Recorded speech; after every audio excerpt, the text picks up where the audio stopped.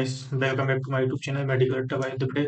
जैसे कि आप सभी जानते हैं, अपन ने क्या पिछले लेक्चर में ट्रांसक्रिप्शन तक पढ़ लिया था। और इसके बाद अपन आज आगे कंटिन्यू करते हैं। अगला लेक्चर अपने पास क्या रहेगा, अनुवांशिक कोड का, यानी कि जेनेटिक कोड का। अपन ने पिछले लेक्चर में ट्रांसक्रिप्शन पढ़ लिया, जिसके बाद आज अपन आगे बढ़ते हैं, फिर जेनेटिक कोड देखते हैं। ठीक है, जेनेटिक कोड में क्या है, सबसे पहले प्रतिकृति व अनुलेखन के दौरान, प्रतिकृति यानी रेप्लिकेशन व ट्रांसक्रिप्शन के दौरान न्यूक्लिक अम्ल से न्यूक्लिक अम्ल से दूसरे न्यूक्लिक अम्ल का प्रतिलिपिकरण होता है।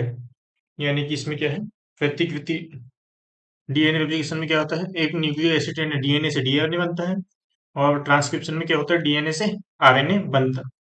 तो ये अपन ने देख लिए थे। इन प्रक्रमों को पूरकता के आधार पर समझना आसान है। इन प्रक्रमों को पूरकता के आधार पर समझना आसान है। स्थानांतरण की प्रक्रिया में अनुवांशिक सूचनाएं न्यूक्लियोटाइड के बहुलक से अमीनो अम्लों के बहुलक की ओर स्थानांतरित होती है। जो अपने पास ट्रांसलेशन की प्रक्रिया है, अनुवांशिक सूचनाएं न्यूक्लियोटाइड के ट्रांसलेशन की प्रक्रिया में अनुवांशिक सूचनाएं न्यूक्लियोटाइड के बहुलक से अमीनो अम्लों के बहुलक की ओर स्थानांतरित होती है। ओके, जो न्यूक्लियोटाइड के बहुलक होते हैं उससे क्या अमीनो अम्ल बनेंगे। अब अमीनो अम्लों के न्यूक्लियोटाइड में ना तो कोई पूरकता मिलती है, ना ही सैद्धांतिक रूप से इसके बारे में सोच सकते हैं। ओके, न्यूक्लिक अम्ल आनुवंशिक पदार्थ में परिवर्तन से प्रोटीन के अमीनो न्यूक्लिक अम्ल में परिवर्तन से प्रोटीन के अमीनो अम्ल में भी परिवर्तन हो जाता है। अगर अपन न्यूक्लिक अम्ल जैसे डीएनए या आरएनए में कोई भी चेंज आता है, तो उससे प्रोटीन में भी चेंज आएगा, प्रोटीन भी चेंज बनेगा, यानी दूसरा बनेगा। अगर जो कोड यानी कि कोई भी समझो मिथ्योनिन अमीनो अम्ल बनाने वाला है, वो अगर वो नहीं है, अगर वो कोड चेंज हो जाता है, तो दूसरा क्या बन जाएगा, वहां पे अमीनो अम्ल बन जाएगा, दूसरा प्रोटीन बन जाएगा। ठीक है, इस विचार के समर्थन हेतु पर्याप्त प्रमाण है। इससे अनुवांशिक कोड जेनेटिक कोड की परिकल्पना का प्रतिपादन हुआ, जो प्रोटीन संश्लेषण के दौरान अमीनो अम्लों के अनुक्रम को निर्धारित करती है। इससे क्या हुआ, जेनेटिक कोड की परिकल्पना है, जिससे पता चलता है कि जो भी प्रोटीन का निर्माण हुआ, उससे उसके अमीनो अम्ल का पता लगाया जा सकता है।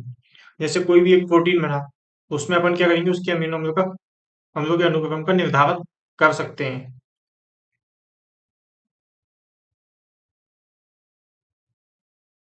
आगे चलते हैं अपन।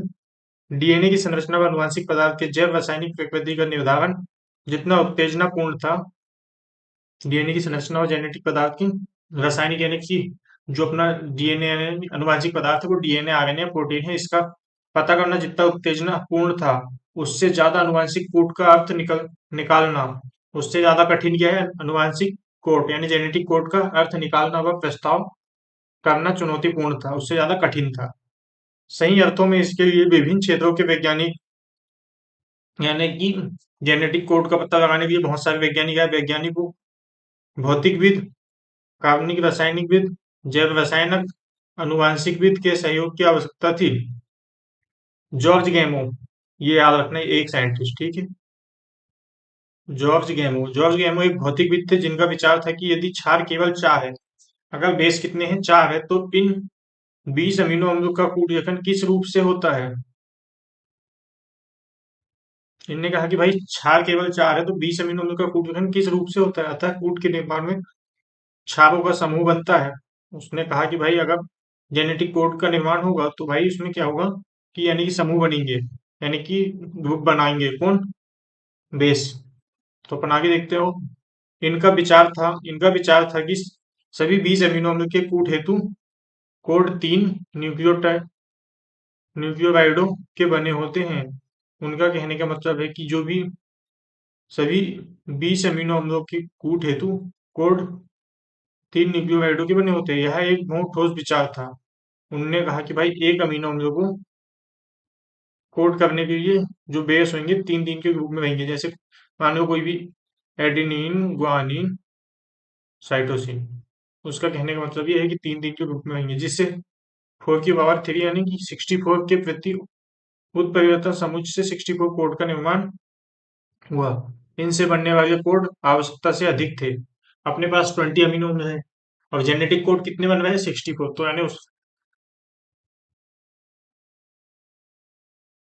इससे बनने वाले कोड की आवश्यकता से अधिक है 20। अपन को आवश्यकता कितनी 20 की थी, लेकिन बहुत ज्यादा बने, तो अपन आगे देखते हैं। कोडोन त्रिक होते हैं, ओके। इसका मतलब क्या है कि जो भी एक कोडोन है वो तीन बेस बेस पेयर से मिलकर बना होगा, तीन बेस से मिलकर बना होगा। इसका प्रमाण देना अत्यधिक कठिन कार्य था। हरगोविंद खुराना निश्चित छारों, समबहुलक, होमोपॉलीमर या सहबहुलक को पॉलीमर के समुच्चयुक्त आरएनए अणुओं के संश्लेषण की रासायनिक विधि का विकास किया। अभी हरगोविंद खुराना के साथ तीन साइंटिस्ट आए थे जिन्होंने क्या किया था, परख नली में क्या बनाया था, प्रोटीन या एमिनो अम्ल बनाया था। उन्होंने क्या किया, प्रोटीन बनाया था। उन्होंने कुछ जो प्रोटीन जिस बेस पेयर से यानी कि जिस भी कोडोन से बनता है उनको क्या किया, जैसे कोई भी एक अमीनो अम्ल को, जैसे मिथियोनिन को एयूजी कोड करता है, उन्होंने इसी टाइप से कुछ भी अमीनो अम्ल लिया और उनको इकट्ठे किया, परखनली में डाला। तो उसने एक एंजाइम था जिसको डाला, तो उन्होंने क्या किया, परखनली में प्रोटीन बनाया था। लेकिन ये बनना मुश्किल है, ठीक है। आगे देखते हैं, बनाओ के समुच्चय युक्त आरएनए अणुओं के संश्लेषण की रासायनिक विधि का विकास किया। इन्होंने क्या किया, आरएनए बनाया। प्रोटीन संश्लेषण हेतु मार्शल नीटेनबर्ग, एक होगा हरगोविंद खुराना, मार्शल नीटेनबर्ग की कोशिश स्वतंत्र तंत्र कूट का अर्थ निकालने में काफी सहयोगी रही। यानी कि इनने क्या किया, एक कोई भी जेनेटिक कोड उसका अर्थ निकालने में इन्होंने सहयोग किया। सेफ बेटो, एक चीज याद रखना, एक चीज क्या रखोगे, हरगोविंद खुराना और एक George गैमो। George गैमो, Hargovind Khurana, Indian scientist है ये, ठीक है। उसके बाद आ जाएगा मार्शल नीटेनबर्ग। उसके बाद याद रखना यहाँ से क्या, सेफ बेटो, ओकावा, ओको, ओकोवा एंजाइम, पॉलीन्यूक्लियोटाइड फॉस्फोरिलेज आरएनए को स्वतंत्र रूप से आरएनए का एंजाइम संश्लेषण से टेम्पलेट के निश्चित अनुक्रम के साथ बहुलीकृत होने में सहायता प्रदान करता है। अंत में अनुवांशिक कूट का चेकरबोर्ड पे पेड़नेट आरेख नीचे तालिका में दिया गया है। अनुवांशिक कूट की प्रमुख विशेषताएं, ये ध्यान रखना, ये आता है भाई साहब, ठीक है। अनुवांशिक कोड की प्रमुख विशेषताएं, कौन कौन सी विशेषताएं हैं जेनेटिक कोड की। सबसे पहले देखते हैं, प्रकूट यानी जेनेटिक कोड। जेनेटिक कोड त्रिक होता है। कोई भी एक कोड मान लो, ये एक कोड है, ये कैसा होता है, त्रिक होता है। जैसे मान लो मिथियोनिन का कोड है AUG, ये किसको कोड करेगा, मिथियोनिन अमीनो अम्ल को, ये एक कोड हो गया। उसका कहने का मतलब त्रिक, प्रकूट त्रिक होते हैं, यानी कि कोडोन त्रिक होते हैं। 61 कोडोन अमीनो अम्ल को का कूट लेखन करते हैं। जो 61 अमीनो अम्ल है, अमीनो अम्लों का, सॉरी सॉरी 61 कोडोन अमीनो अम्लों का कूट लेखन करते हैं। 61 कोडोन जो है अमीनो अम्ल को कोड करते हैं, बस तीन कोडोन का कूट लेखन नहीं होता है।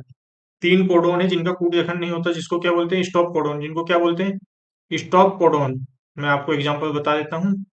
यू ए ए एक हो गया, यू ए जी, और एक हो जाएगा UGA। ये तीन कोडोन है, ये तीनों स्टॉप कोडोन है, ठीक है। ये कौन है, स्टॉप कोडोन, आपको अभी आगे मैं दिखाऊंगा। ये स्टॉप कोडोन है और इनको काउंट नहीं करते, इनको कोई भी, ये किसी भी अमीनो अम्ल को कोड नहीं करते। बाकी जो 61 कोडोन है वो किसी ना किसी अमीनो अम्ल को कोड करते हैं, अपन आगे देखेंगे, ठीक है। ये हो गया अपने पास के फर्स्ट पॉइंट हो गया कि अमीनो अम्ल त्रिक होते हैं। एक एक कोडोन केवल एक अमीनो अम्ल का कूट लेखन करता है। जो भी एक कोडोन है, जैसे मिथियोनिन है, कोई भी एक कोडोन, ये AUG, ये सिर्फ एक ही अमीनो अम्ल को कोड करेगा। या तो मिथियोनिन को, सिर्फ मिथियोनिन को ही करेगा, या तो फिर कोई भी, यानी कि जैसे जो जिसका है उसी का कोड करेगा। ये सिर्फ एक ही को करेगा, एक ही अमीनो अम्ल को, यानी कि ये दूसरे को नहीं कर सकता। यानी कोई दूसरा भी नाम आएगा, जैसे मिथियोनिन बेरिन आ गया, ये बेरिन को नहीं करेगा, सिर्फ मिथियोनिन को ही कोड करेगा AUG, ठीक है। इसके बाद आगे देखते हैं, एक कोडोन केवल, ये याद रखना अच्छे से ना, एक कोडोन केवल एक अमीनो अम्ल को, ये आती है उसकी विशेषताएं। एक अमीनो अम्ल का कूट लेखन करता है, इस कारण से यह असंदिग्ध या विशिष्ट होता है। इसलिए यह क्या होता है, विशिष्ट होता है। कुछ थर्ड पॉइंट देखते हैं, कुछ अमीनो अम्ल का कूट लेखन एक से अधिक कोडोन द्वारा होता है। अब अपन ने यहाँ तक तो देख लिए थे, ठीक है। ये मैं आपको आगे बताता हूँ।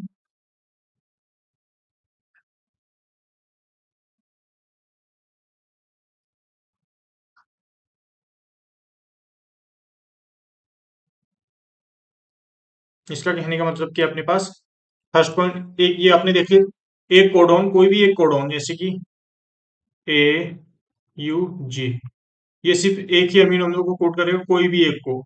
अब नेक्स्ट पॉइंट आता है अपने पास कुछ अमीनो अम्ल का कूट लेखन, यानी कि जैसे कुछ अमीनो अम्ल जैसे कि अपने पास क्या है, अभी नीचे देखते हैं अपन। अपने पास क्या है, सेरीन, ये सेरीन देखिए, ये यहाँ पे अपने पास क्या है, सेरीन है। तो ये क्या हो रहा है, चार कोडोन से कोड होगा, यानी कि एक अमीनो अम्ल एक से अधिक कोडोन से कोड हो सकता है, लेकिन एक एक कोडोन सिर्फ एक ही अमीनो अम्ल को कोड करेगा, यानी कि जितने भी है, ये 64 है तो ये एक वाला सिर्फ एक ही को करेगा। यानी कि कोई, जैसे अपने पास यू सी यू, ये सिर्फ सेरीन को ही कोड करेगा। ये ऊपर वाला पॉइंट का हो गया। अब सेरीन ऐसे है कि सेरीन को एक से अधिक अमीनो अम्ल कोडित कर सकते हैं। एक कोडोन तो ये हो गया, अब दूसरा कोडोन भी क्या कर सकता है, इसको कोडित कर सकता है, लेकिन ये दूसरे को नहीं कर सकता। ये जो अपने पास कोडोन है, ये दूसरे अमीनो अम्ल को नहीं कर सकता। एक से ज्यादा कोडोन एक अमीनो अम्ल को कोडित कर सकता है, लेकिन एक कोडोन दूसरे अमीनो अम्ल को कोडित नहीं कर सकता। इसका कहने का मतलब ये है, ध्यान रखना। एक तो हो गया, एक एक कोडोन एक अमीनो अम्ल को क्या करेगा, कोडित करेगा, उसको क्या बोलते हैं, यह आसंदिग्ध या विशिष्ट होता है, ठीक है। अब थर्ड पॉइंट क्या, एक अमीनो अम्ल का कूट लेखन एक से अधिक कूटो, यानी कि एक से अधिक कोडोन द्वारा होता है। जो अपन ने देखिए अभी सेरीन को चार चार कोडोन कोड कर रहे थे, इस कारण इसे अभाषित कूट कहते हैं, अभाषित। अगला पॉइंट देखते हैं, ट्रैकूट कोडोन दूध आरएनए में लगातार पढ़े जाते हैं, ये बीच में रुके हुए नहीं होते हैं, ये कंटिन्यू पढ़ते हैं, ठीक है, बीच में रुकते नहीं है। जो अपने टी आरएनए होता है, ट्रांसफर आरएनए, उसके द्वारा। कूट लगभग सार्वभौमिक होते हैं, यानी कि यूनिवर्सल होते हैं। कोई भी जीव सब में कोडोन सेम होते हैं, कुछ होते हैं अपवाद, वो अपन देखेंगे। कूट यानी कि जेनेटिक कोड लगभग सार्वभौमिक, यानी कि सभी में यूनिवर्सल होते हैं। उदाहरण जीवाणुओं में, मनुष्य में जीवाणुओं से जीवाणुओं से मनुष्य में यू यू यू फिनाइलएलनिन फिनाइलएलनिन का कूट लेखन करता है। इस नियम के कुछ अपवाद सूत्र कणिका यानी कि माइटोकॉन्ड्रिया व कुछ जंतुओं प्रोटोजोआ में मिलता है। यानी कि जैसे मनुष्य और जीवाणु में क्या, यू फिनाइलएलनिन को कोड करता है। तो इस ये यानी कि ये यूनिवर्सल नहीं है यूनिवर्सल, लेकिन कुछ अपवाद इसके, कुछ जंतुओं में क्या, ये दूसरे अमीनो अम्लों को भी कोड करता है। तो ये याद रखना, ठीक है। अगला पॉइंट, एयूजी दोहरा कार्य करता है। एयूजी क्या करता है, दोहरा कार्य करते हैं। यह मिथ्योनिन मिथ्योनिन का कोड लेखन भी करते हैं। मैंने बताया कि एयूजी किसको, मिथ्योनिन को कोड करता है। यह एक प्रारंभक इनिशिएशन कोडोन है, यानी कि ये क्या करता है, प्रारंभिक करता है, कार्य करता है। यह एक प्रारंभक कोडोन के रूप में कार्य करता है। यहाँ से ही क्या होगा, जहां पे एयूजी होगा, वहां से क्या होगा, ट्रांसलेशन स्टार्ट होगा। तो मैं आपको आगे बताऊंगा।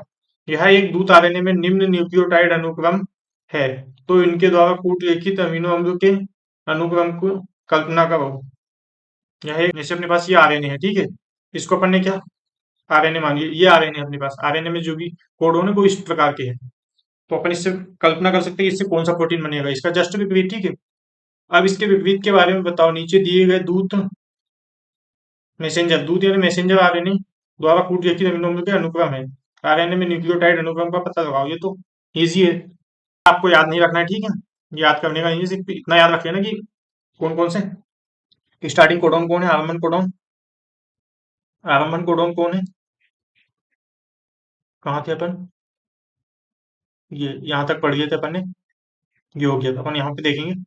याद रखना कौन कौन से कोडोन है। आरंभन कोडोन कौन सा है अपने पास, अपन यहाँ पे देखेंगे। आरंभन कोडोन कौन सा अपने पास, ए यू जी, ये क्या आरंभन कोडोन है। और मैंने आपको तीन बताया था, यू, यहाँ पे भी दिखा होगा, यहाँ से देखो, यहाँ पे स्टॉप कोडोन एक, यूजीए, यू यूएए, यूए जी, ये तीन अपने पास स्टॉप कोडोन है। तो ये किसी भी अमीनो अम्ल को कोड नहीं करते, ठीक, इतना समझ आ गया होगा। मिथियोनिन, फिनाइलएलनिन, फिनाइलएलनिन, फिनाइलएलनिन, फिनाइल, यानी कि इससे अपन ने पता कर लिया ये किस ये किसको कोड करता है, ये मिथियोनिन को, ये फिनाइलएलनिन को, ये फिनाइलएलनिन को, ये यूयूसी, ये भी फिनाइलएलनिन को यूयूयू, ये भी फिनाइलएलनिन को यूयूयू, फिनाइलएलनिन, फिनाइलएलनिन, यानी कि अपन इससे बता सकते हैं कि भाई कौन सा अमीनो अम्ल कोडोन, अपन कोई भी कोड रहेगा अपने पास उससे अपन बता सकते हैं ये कौन सा अमीनो अम्ल को कोड करेगा, ठीक है। तो ये अपन किससे जेनेटिक कोड से पता कर सकते हैं। क्या आप इसका विपरीत पता लगाने में परेशानी महसूस करते हैं? बिल्कुल भी नहीं। क्यों? क्या आप अब अनुवांशिक कूट की दो विशेषताओं के बारे में सामंजस्य बिठा बिठा सकते हो जिसके बारे में आप पढ़ चुके? बिल्कुल। हमको जितनी भी विशेषताएं हैं सबका अच्छे समझ में आ गया कि भाई जैसे कि असंदिग्ध बताया था, अभाषित बताया था। असंदिग्ध का मतलब एक कोडोन सिर्फ एक ही अमीनो अम्ल को कोड करेगा। अभाषित का मतलब एक अमीनो अम्ल, अच्छे से ये सुनना, इनमें कंफ्यूज होते हैं बहुत, ठीक है, कि एक अमीनो अम्ल, सॉरी, पहले एक कोडोन एक अमीनो अम्ल को कोड करेगा, इसे बोलते थे असंदिग्ध या विशिष्ट, विशिष्ट कोडोन, ठीक है। इसके बाद दूसरा आता है एक अमीनो अम्ल एक से अधिक कोडोन से कोड हो सकता है, इसे बोलते थे अभाषित विशेषता उसकी, ठीक है। बाकी तो एक थी कि भाई जेनेटिक कोड सार्वभौमिक यानी कि यूनिवर्सल होता है सब में, यानी कि ह्यूमन में, प्रोटोजोआ में, बैक्टीरिया में, सब में सेम होता है। लेकिन माइटोकॉन्ड्रिया कुछ प्रोटोजोआ है जिसमें क्या होता है, चेंज होता है, यानी कि एक अपने पास जो जेनेटिक कोड था वो दूसरे अमीनो अम्लों को कोड करता था। ये अपन ने कहाँ तक पढ़ी है? अनुवांशिक कोड, ठीक है। अब इसके बाद अपन अगला लेक्चर क्या करेंगे, किसका करेंगे? ट्रांसलेशन का। ट्रांसक्रिप्शन हो गया अपना, जेनेटिक कोड हो गया, इसके बाद ट्रांसलेशन पढ़ेंगे। तो आज इतना ही, इसके बाद अपन अगले लेक्चर में पढ़ेंगे, ठीक है। Okay, thank you, thanks for watching. Thank you for watching this video. If you enjoyed it, please hit the like button and the bell notification icon.